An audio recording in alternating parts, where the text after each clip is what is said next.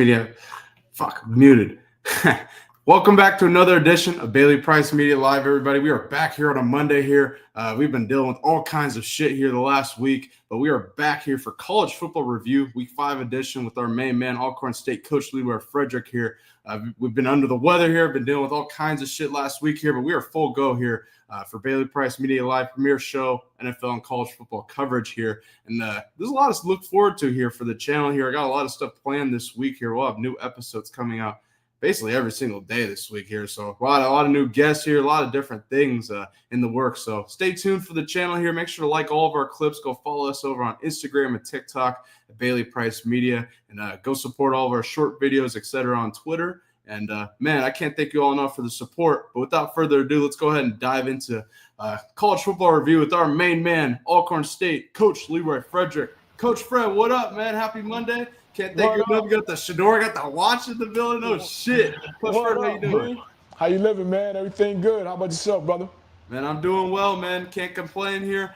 Blessed to be in the building today for college football review here because, Coach, that was a unbelievable weekend of college football. Lane Kiffin, let me just say this. Lane's already cashing in on receipts here. Unbelievable weekend of college football. But let me get your takeaways from Ole Miss, LSU here. Let's just start off right off the bat. Is Lane Kiffin and Ole Miss natty contenders, Coach? Because that is an unbelievable win for that program. Lane Kiffin has, I think, established himself as a real, if you say elite college football coach, to say the least, at least what he's done at Ole Miss, certainly turning around that program. I think Trinidad Chambliss, I think he's found his quarterback for sure, a gem from Ferris State Division II, a great program nonetheless. And now he takes out LSU. He's definitely the starter going forward. Is Ole Miss a real natty contender?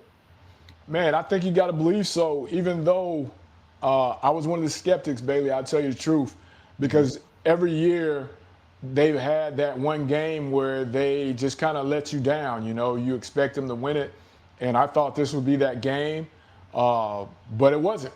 You know, so right now you've got to put them in the mix. I think they've got a fairly good shot with what they have left as far as home schedule to away schedule.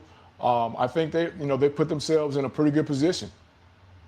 I mean, that they have, and it just so their schedule, their 2 big games coming up here. I mean, they got to go face Oklahoma on the 25th, and now I would expect John Mateer to be back by that. I actually think John Mateer, if we're gonna be real here, they play. I believe they play on October 10th or 11th here. Oklahoma plays Texas. I would expect Mateer to be back for that. Now, Ole Miss upcoming here, they're on a bye here. After we'll go take on Washington State. Washington State got to go down there. Ole Miss might win by 100, Coach Fred. But they take on Georgia on the 18th, and then Oklahoma on the 25th, South Carolina, and then Mississippi State, Florida at the end of the year. I'm going to be honest, Coach. I think they can really be a problem and be a contender in the SEC. How do you feel about their remaining schedule before we move forward? I like it. I like their chances. You know, there's a few trap games in there, but, you know, if they come out with the performance they had like last week versus LSU, I mean, you've got to say that they are in the running to be in Atlanta for the SEC championship game. Yeah, seriously. Now, sticking on the weekend of college football, Coach, we're going to go rapid fire through all these games here. Let's start on Friday. Your Florida State Seminoles, Coach. We got to discuss this. Coach, the Seminoles, man. They go to Virginia. Tony Elliott turning around that Virginia program. Chandler Morris at quarterback, and they take out Florida State. Coach, what do you got to say to that game? The crowd storming the field, fans flipping them, dumbass fans flipping off Castellanos. What do you got to say to all of it? Go ahead, as a Seminole yourself. That was the definition of a trap game, and that's exactly what it was. Yeah.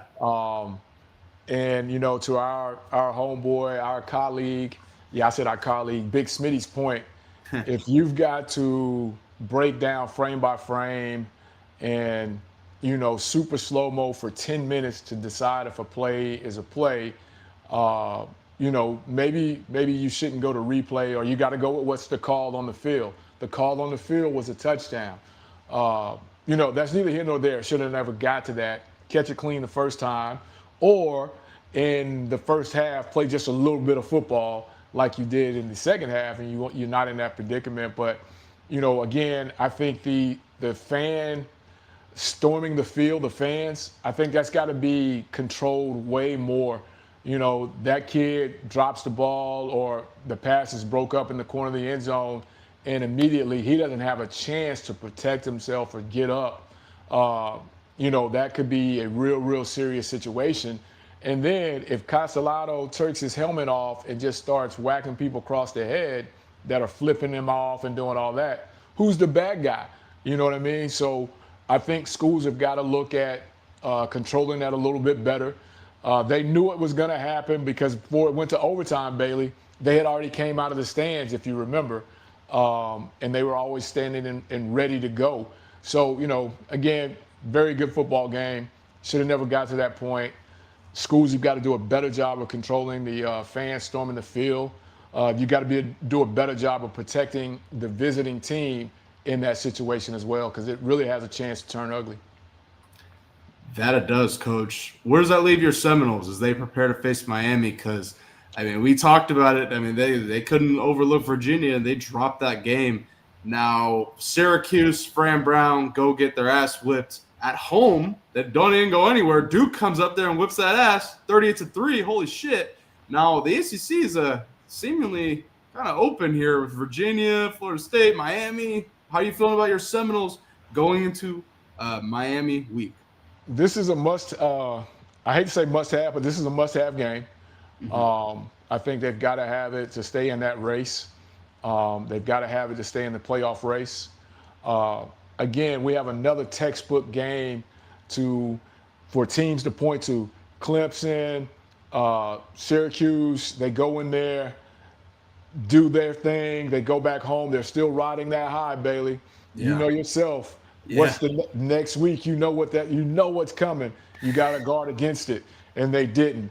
So coaches everywhere have trap game they can point to, Florida State, and they have an emotional high, get your butt ready for the next week game they can point to as well in Syracuse. Yeah, that's right. And your Seminoles got a huge matchup. I can't wait. We're going to preview this here later in the show, but Seminoles got 18, man. That's crazy. Oh, Coach, coming off a loss, shoot. I can't be too shocked by that, Coach. I don't know. There's a lot of teams lost this week, ain't no doubt. I get it. A lot of teams did lose. That's a huge drop. Let's stick on this weekend here. Dan Lanning, Oregon, go to Penn State and get a massive, massive victory here. Dan Lanning, you'll see here in a second, certainly juiced up, certainly fired up after this victory here. Where does this leave Penn State and James Franklin? James Franklin once again drops another game versus a top 10 matchup, Coach. And again, Penn State is going to be a playoff team in my opinion. I'm not going to overreact to this too hard. Somebody had to lose the game here for sure, but this is a massive win for Dan Lanning in Oregon, and it leaves a lot to question for Penn State. What were your takeaways from this game?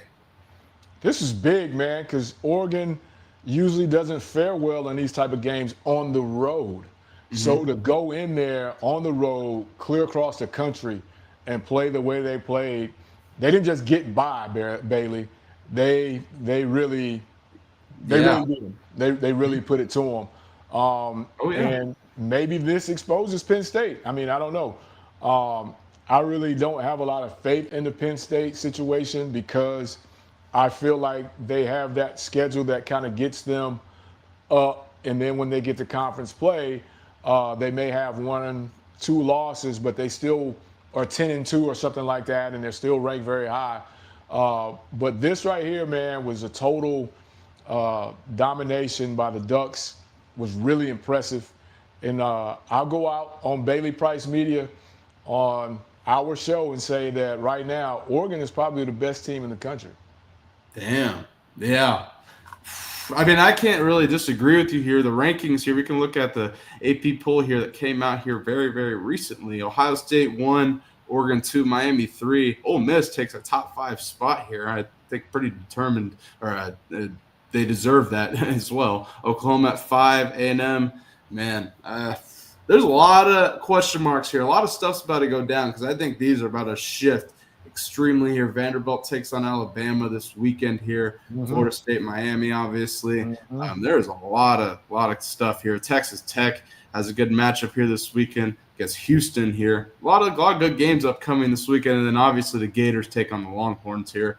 And Billy Napier is already like, I see something in Lagway's eye or something like he's saying, I don't know. I mean, I don't know, Coach. They have to at least compete in that game, win that game. I don't know, man. Stuff's about to get ugly in Gainesville quick if they don't figure it out. If they get boat raced, somebody's going to figure out how to get that money. Yeah. Oh, yeah. No doubt about it. Coach, did you get a chance to catch Colorado BYU? They basically kicked off at like 1 a.m. Eastern time. Joking, but it felt like it. And Colorado, unfortunately, drops that game to BYU with by the way, BYU true freshman quarterback, wore 47 and really played well for them. Man, takeaways from that matchup before we dive into a topic with that. Before we get to that, baby, I saw an article, but I didn't get a chance to dive into it. Maybe you did. What's the reasoning behind 47? I'm not sure. I'm going to be honest. I'm not sure. I've done zero research. Okay, I thought maybe you saw that article. Let me see.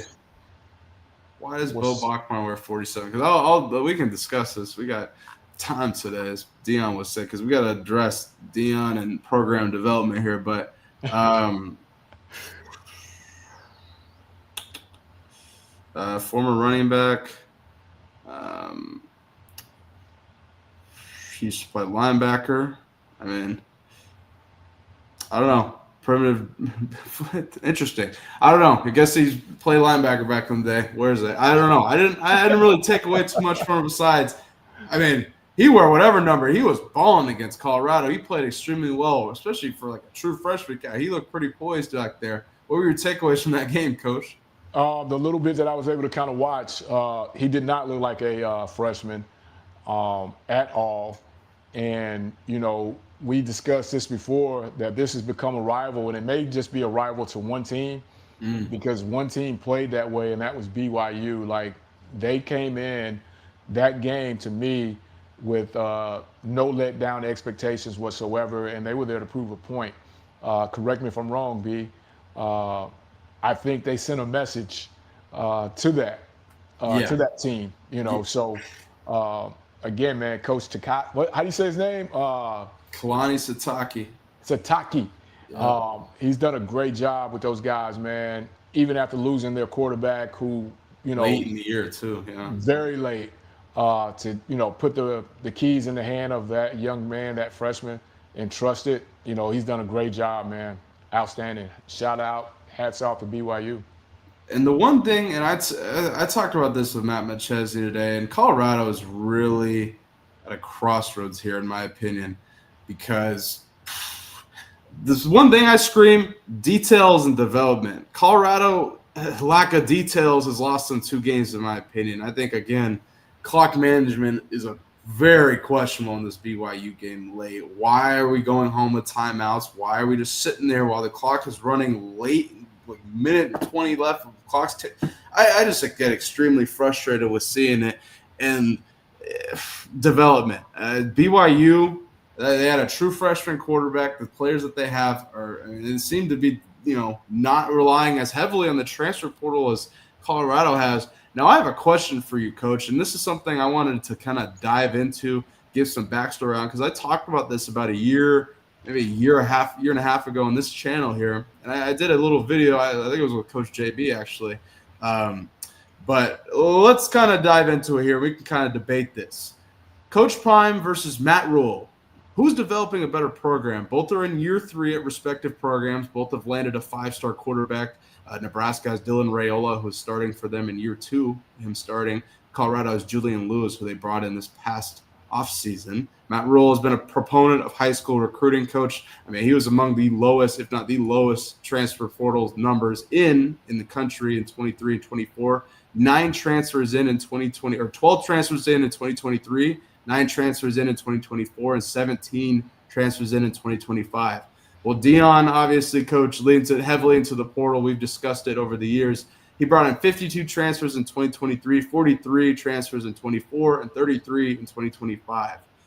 I asked you this because I want to get your take as an active Division I head coach yourself. Who do you think is developing a better program right now based on their strategies, and why? I think it's Coach Rule, and here's why: because he's getting those guys at the grassroots, right, and he's growing them up in the system that he wants to have.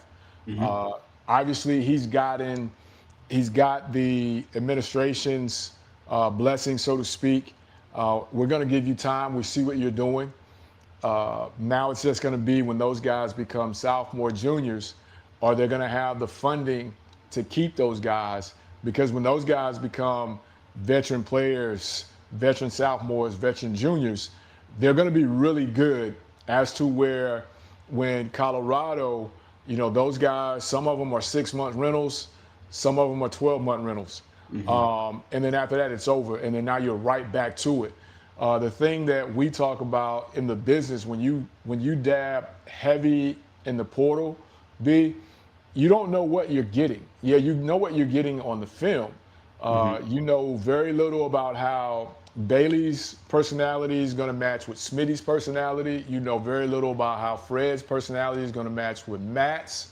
Yeah. And then all those things come into account when you're talking about in the locker room and you're trying to build a team. You're trying to create culture. All those different pieces come from different cultures. Yeah. And that's going to be hard to break. And I think that's part of their problem. When you get those guys, Bailey, it's hard to break habits a lot of time. And that's what you get. But when you get those guys in high school, this is all they know. This is what it is. You're no longer in high school. You're right here in Nebraska, and this is all they know. Some of those guys in Colorado have been to 2 programs, Colorado being their 3rd program. So you got a lot of hidden things that you got to guard against, man, when you go in that portal. Bingo. And that's my question here, Coach, because Coach Prime and Matt Rule are in year 3. Coach Prime is 38 seniors at the moment here, and they're mercenaries at this point, and they are. This is what it is, because they were brought in, they're paid to do a job, and there is a lot of question. Matt McChesney and I have discussed this at length of the fight of Colorado's players, specifically their defense, interior defensive line.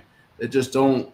There's no fight. There's no bond. It seems like, and it seems like, yeah, you got in 38, seniors, but I talked about development. There's no development there. They're mercenaries. You're brought in to do a job. They're not meant to be developed. If Coach Prime had leaned into high school recruiting, specifically Colorado high school recruiting, more high school recruiting, but specifically the state of CU has so many great, talented players, linebackers, trenches, defensive and offensive line. I just think that going into your junior year or the 3rd year for them, it would look a lot different in 2025 versus what it is now. And then Matt Rule, you kind of see the opposite here. Nebraska's sitting at 3-1, about to play Michigan State here. A little bit different states here. I don't know. Also, both have 5-star quarterbacks. Coach Prime's elected to sit Julian Lewis for the moment. I think personally, at this point where they're at 3 losses, they have to play the kid. Rule and Dylan Raiola, he's going into his 2nd year rolling with him, and I think he's playing well for the most part. What are your comments on that? That cat, Julian, may not want to play now. We're at the 4-game mark. He may want to keep it all intact. You know what I mean? We'll see. That's where we're at right now in college football. There's going to be a lot of guys that aren't going to be playing this past last week because they already have plans to dip. You know what I mean? So, for those that don't know the rule right now, you can play up to 4 games and keep your red shirt intact or keep your year intact and be able to transfer. So, that thing. But I want to make sure, Matt, if you're listening, I know you're listening. If you have some guys, high school guys that really want to play, that want a ball, send them your boy way. Come on. We got it. Perfect, Coach. Well, I'll put you in contact. I think the answer right now, who's developing a better program at this very second, is Matt Rule, without question. And Colorado fans might not like that. Nebraska Cornhusker fans will love that. I'd love to hear debate in the comment section below. Who's developing a better program? Let us know in the comment section below. Pound the like button. We appreciate you watching. Coach, let's move forward here, dive into some more college football news here, college football review. here on Bailey Price Media Live.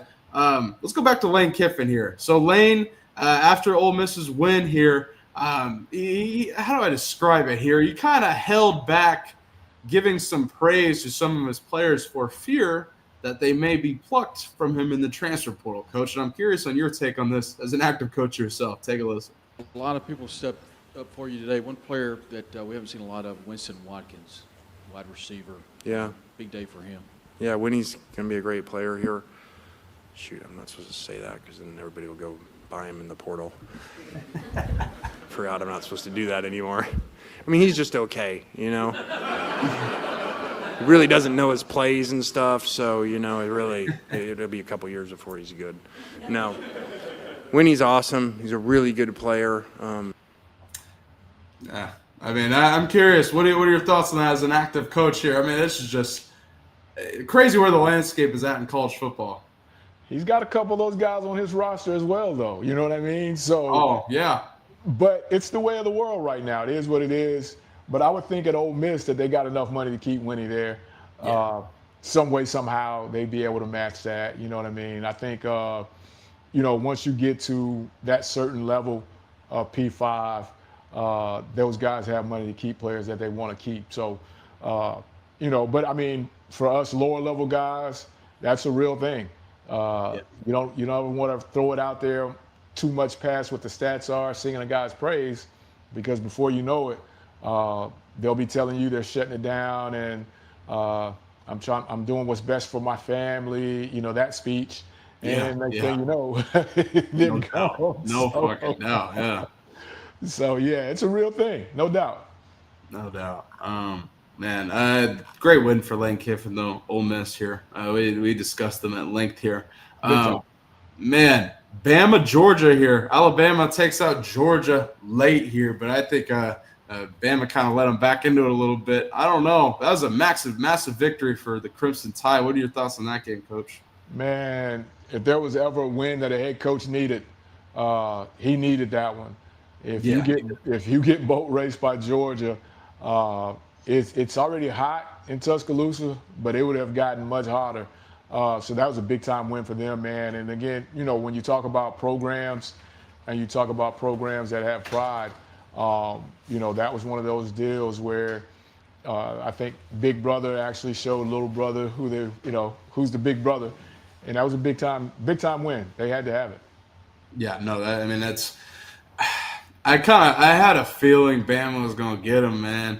Bama owns Georgia, no matter what. I think Bama had their momentum. They got Jam Miller back, which I think was a big gift for them. I thought they really missed him in week 1 against your Florida State Seminoles. And so it's going to be interesting to see how they compete in the SEC. Interesting to see where Georgia goes from here. I think they're all going to be certainly in contention in the end. Tennessee goes to Starkville, Mississippi, cowbells ringing and shit. That was an unbelievable environment. I was watching it out here in Knoxville in the heart of the city with a bunch of volunteer fans here. But they ended up kind of getting a little trapped there, but they figure it out, get out of Starkville there. Jeff Levy's really developed that program. They've got a great quarterback down there. Nonetheless, Heupel, the Volunteers get out of there. Joey Aguilar figures it out. Colton Hood, Colorado. I mean, Tennessee should be thanking Coach Prime at this point. They got to fucking steal with Colton Hood. He might be the SC Defensive Player of the Year. What are your biggest takeaways from Tennessee's win against Mississippi State? Man, big time. I really like what Tennessee does as a team, especially offensively.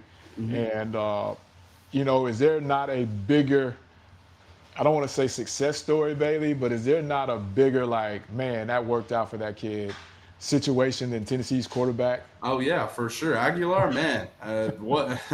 It's ironic. I mean, the irony. He goes there, and UCLA might be the worst football team in college football. They are horrific. So it's ironic how the tables have turned. But, yeah, he really fits in Heupel's system for sure. Yeah, it worked out. I don't know if you want to call it a feel-good story or not, but, you know, it was a blockbuster trade at the time. And it's worked out from one and the other not so much. Yeah, no doubt. And Tennessee, I mean, I thought they were going to get caught down there. Mississippi State certainly played well. Their quarterback, I really like their quarterback, man.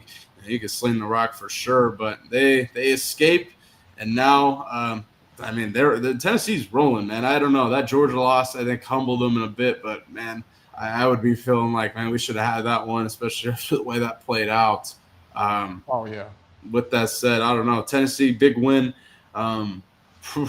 Let's go all the way across the country here, basically up to Montlake, Seattle here. Ohio State goes to Husky Stadium, takes out Washington here. Kind of a lower scoring matchup. I thought the Huskies were in contention for most of that game. The refs were pissing me off with what felt like was helping Ohio State. You got roughing the passer. Man, Coach, I can go on about these referees this weekend. Really, really frustrating. But Ohio State goes to Montlake, goes to Husky Stadium right up there at Lake Washington, takes them out. What were your thoughts on that game if you got a chance to catch any of it? Did the recap, but looked at the numbers, man. I think Washington is a lot better than I thought. I don't know about everybody else. And, from the recap, they had an opportunity to get off the field a few times. And then, like you said, a couple personal fouls, an illegal procedure on one of their offensive deals, which was really close. Again, my point is fucking refs, Coach, is ticking me off. The rough in the passer. What about that targeting in the Virginia game where the Virginia DB got ejected for lead? I think he's lead with the shoulder. I thought I was hot when I saw that. I was pissed. But it was he missed with the head, connected with the shoulder, and by letter of the law, depending on what week you're watching college football, if you connect, that's supposed to be an automatic deal. But again, it depends on what week you're watching. And who you're watching.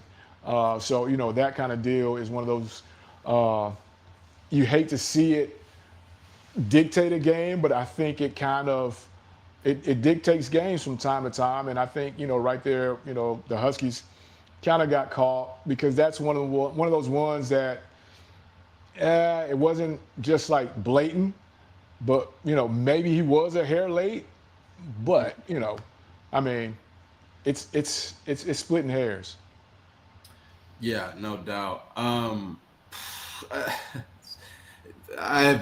cannot express to you how much frustration I had. I know Matt tweeted about it. It could not have come at a better time because I'm looking up watching it and I could look down at my phone. I'm like, oh, at least someone else agrees with me here. God damn, these refs are horrific at times. But man, it was a good win for Ohio State. Although I thought Washington was in contention for most of that game. Washington got a good quarterback. Damon Williams, man, he's a great quarterback. Jedd Fisch better find I hope he holds on to him or Jedd Fisch stays there. I guess the other question, all I hear is Jedd Fisch to Florida, Jedd Fisch to Florida. I don't know. I have a different. All I'm hearing is Lane Kiffin to Florida. Yeah. I kind of have a different theory. There's a couple other people that I think about. I don't want to play into that yet. I'm not going to throw the names that I think are kind of in contention here. They still have a coach, right? Billy Napier's still there, and there's all kinds of names that are being thrown out there. I'm not going to get into that yet, but we'll have a great conversation after Florida and Texas, I think, Coach, about the coaching front on that. But man, this has been a good episode of College Football Review, Coach. I want to dive into some HBCU here because credits to Deshaun Jackson and Delaware State. Was their quarterback really ejected for this? Do you see this? No, I didn't see it. I guess their quarterback, I don't know, was he ejected or something? They're saying the ref threw him out for that or something. I don't know. But Deshaun Jackson's really transformed that program at Delaware State. I believe they got a victory here against Sacred Heart. I don't know if you got a chance to saw that, but he was reportedly I don't know. I read something about that. Ejected for unsportsmanlike conduct. That had to be a second one. And something had to have been said because, I've seen whole dance routines in college football here this season, Bailey, and guys hadn't gotten the flag or thrown out, which I think is all good for the game. I didn't see anything really crazy there, but, again, it's depending on what team, what week, and where you are on what the officials are going to call in certain instances. And I think that's saying he didn't hand the official the ball. Now, that's as petty as it gets. That's what I'm saying. Like, come on, man. How many times? Now, if something was said, okay, cool. But just not to hand him, I don't understand that one at all. I don't know. It was certainly an odd. I didn't believe it when I first looked at it. Like I've saw it over the weekend. I was like, wow. I had to go back and look at it. But that's a these refs, coach, again, fitting my narrative of this show here. On the road, different conference. That conference's officials. You just gotta be mindful when you're on the road, man. And that's a team that wasn't supposed to win that game. That's right there in contention. Yeah. Not saying anything happened, but maybe something happened. Maybe a call was made. I don't know. I don't want to put that speculation out there, but you're on the road versus a team that you're not even supposed to be in the game with, and you're competing, and you're hot. You got to be extra careful on all fronts. No, absolutely. Coach, before we get you out of here, I want to discuss an NFL topic here because there's some interesting news. Again, we got to go back to Cleveland here because there's been a development coming out of Cleveland here we have to discuss regarding their quarterback situation. The Browns ended up losing to the Detroit Lions. I bet against them, I will say. And the Browns lose to the Lions here. And after news has come out, Mary Kay Cabot has reported that Kevin Stefanski appears ready to bench Joe Flacco in favor of Dylan Gabriel for the Vikings game in London, which is going to be really interesting. He's got to go all the way to London. Now, Joe Flacco, through the first 4 weeks, leads the league in attempts, but is 32nd in completion percentage, 34th in touchdowns, second most interceptions, and has dead last in passer rating, 60.3% here, Coach. I want to ask you, Dylan Gabriel starts for the Browns against the Vikings out in London. What are your expectations for his potential as the Browns starter? There's all this speculation about Shedeur Sanders as he sits there and, they recorded him watching Dylan Gabriel looking pissed off on the sideline. With that said, it sounds like Stefanski is going to be rolling with Dylan Gabriel. What are your expectations for Dylan Gabriel's potential as the Browns starting quarterback? Man, this sets up nice because they just made a trade for a tackle. Cam Robinson. Yep. Yeah. So this sets up nice. I think they are trying to at least protect the young guy at all possible costs. And it just sounds like Joe Flacco probably shouldn't have been throwing the ball as much as he's been throwing it. They have a pretty decent ground game. And I think they put themselves in this hole. But again, it goes back to something you said early on. They are creating this buzz from within, and I think that's what they're doing. Joe Flacco shouldn't be dropping back 50 times, but you're steady dropping Joe Flacco back 50 times. You're asking for it, Now you go make a trade to protect Dylan, which you should have did for, coming out of preseason. You knew you had problems up front. So I'm interested to see now, are they going to name a number 2? Does Joe go to number 2? That's a great question, Coach. I don't know. It's a lot. I mean, Mary Kay Cabot first reported here, Stefanski appears ready to bench Joe Flacco. Now, with that said, Stefanski was refused to basically answer the question about he kind of avoided it, which kind of leads to the question of this here. It sounds like they're leaning towards Gabriel. Now, my expectations for Gabriel's potential as a starter here, he's in a tough fucking spot. I ain't going to lie. He's going to go to London, play the Vikings, who, man, their defensive line is difficult to deal with. They are a really, really good team, especially defensively, man. Yeah. That's going to be a tough game. The Vikings are probably really ticked off after losing to the Steelers out overseas as well in Dublin. So, just keep in mind that Minnesota stays out there, I believe. 2 straight overseas games for the Vikings. I don't know. I think it's a tough spot for Dylan Gabriel here, and I think it all points here to the quarterback battle. Shedeur Sanders here. It's ironic that Shedeur chose not to get drafted by the Ravens, and now the Ravens, Lamar gets an injury. Cooper Rush looks horrific. You would think that Shedeur could have gone and played for the Ravens instead of sitting here and watching Dylan Gabriel, but different conversation, Coach Fred. And what are your thoughts, Dylan Gabriel going all the way to London to play in his first start? How do you think that'll affect him in his first start? Man, that's tough, man. I think, Bailey, and I don't know, again, I'm not an NFL guy, GM, head coach, but I think you would want to start your true rookie quarterback at a home situation, let alone overseas. You know, you would want to get it started at home, possibly on the road if you had to, but not overseas. You know, there's a lot of things that factor into that. The travel, the practice, the body clock, all that kind of stuff, man. And I know, you know, it's the highest of high, NFL, so I know they'll prepare and have guys staying up to make sure the clocks, you know, flip, whatever. But I think this is a tough spot for him. If this is true, this is a tough spot for Dylan Gabriel to succeed in, man. I hope he does, but this is going to be a tough spot to succeed in versus a very good defensive team. Everybody knows what Flores wants to do. He's going to heat you up, and he's going to heat you up some more. So, you know, they better protect him. Yeah, nonetheless, stay tuned here. We might have Mary Kate Cabot back on the show here to discuss the Browns quarterback situation as it progresses during the season here. I don't know. I think Dylan Gabriel's in a really tough spot in his first start against the Vikings. But with that said, anything's possible, Coach. He could come in there and light it up here. Vikings might not, be ready for a lefty. Who knows, Coach? I don't know. I'm really interested to see how the Browns offense looks with Gabriel versus how it has looked with Flacco. I think that's going to be the big question here for sure. Man, definitely. Interesting news coming out of Cleveland, though, Coach.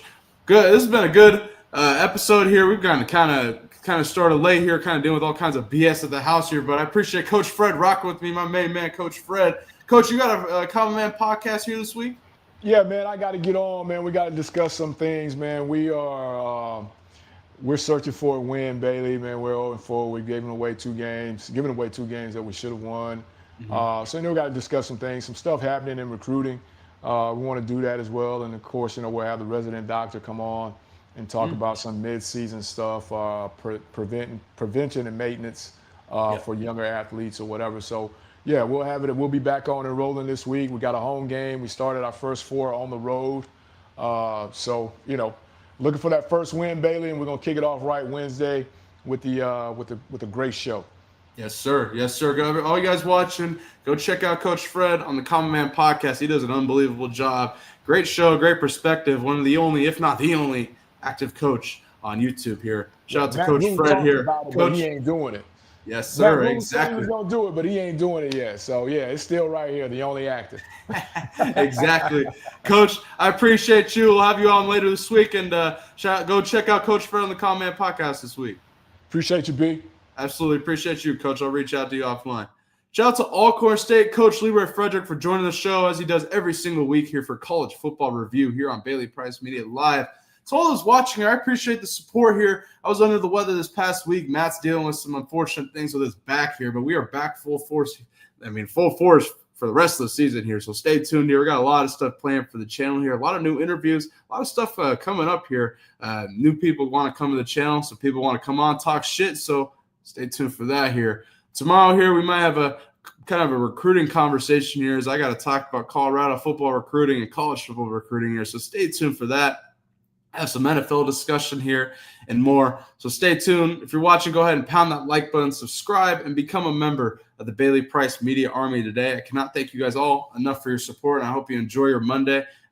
Go check us out on TikTok, on Instagram, and Twitter at Bailey Price Media. Appreciate all your guys' support, and I hope you enjoy your Monday. See you guys tomorrow. Peace.